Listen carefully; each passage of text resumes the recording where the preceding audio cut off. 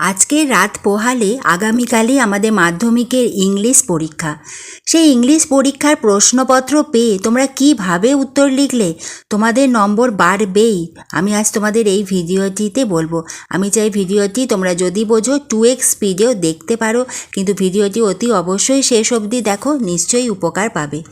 মাধ্যমিকের ইংলিশ পরীক্ষায় আমাদের প্রশ্নপত্রের উত্তর লিখতে হয়। তোমাকে যে প্রশ্নপত্র দেওয়া হবে তারই নিচে আমাদের জায়গা থাকবে, সেই খালি জায়গায় আমাদের উত্তর লিখতে হয়।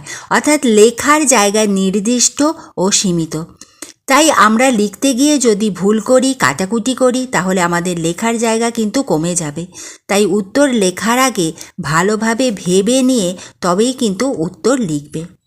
দ্বিতীয় উপায় হলো যে যদি কোনো উত্তর তোমার সন্দেহ হচ্ছে, মনে হচ্ছে এটা ঠিকও হতে পারে, ভুলও হতে পারে, বিশেষ করে ট্রু কি ফলস বা এমসিকিউ এর ক্ষেত্রে দরকার হলে তোমরা পেন্সিল দিয়ে লিখবে, পরে তোমরা পেন দিয়ে সেটি ঠিক করে নিও। 3 নম্বর হলো সিন প্যাসেজ, সেটি তোমার জানা, সেজন্য অতি অবশ্যই প্রথমে করবে। 4 নম্বর পয়েন্ট হলো আনসিন প্যাসেজ, শেষে করবে, কারণ আনসিন প্যাসেজ আমাদের অনেকটা সময় নেয়। 5 নম্বর হলো উত্তর লেখার সময় প্রশ্ন খুব ভালো করে পড়ে নিয়ে দরকার হলে 2-3 বার পড়ে তবেই কিন্তু উত্তর লিখো, কারণ তোমরা সময় যথেষ্ট বেশি পাবে।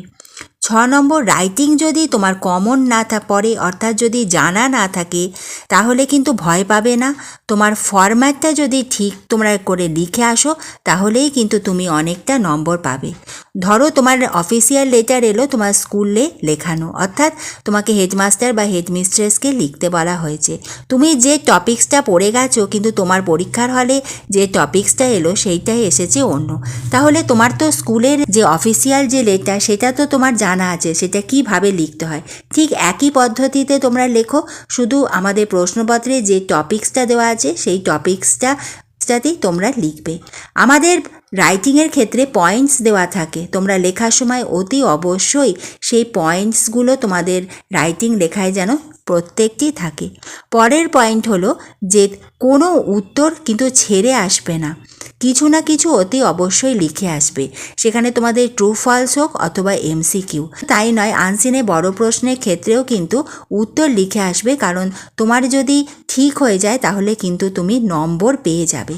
এইভাবে তোমরা তোমাদের ইংলিশ পরীক্ষা দাও, প্রতিটি প্রশ্নের উত্তর লিখে আসবে এবং অতি অবশ্যই পরীক্ষার শেষে একবার মিলিয়ে নাও যে প্রতিটি প্রশ্নের উত্তর লিখেছো কি। এইভাবে তোমরা তোমাদের পরীক্ষা দাও, নিশ্চয়ই তোমাদের প্রত্যেকের পরীক্ষা খুব ভালো হবে, প্রত্যেকে আশানুরূপ নম্বর পাবে। তোমাদের সবার জন্য আমি এবং আমাদের সকলের চ্যানেল স্টাডি ফর এডুকেশনের পক্ষ থেকে রইল বেস্ট অফ লাক।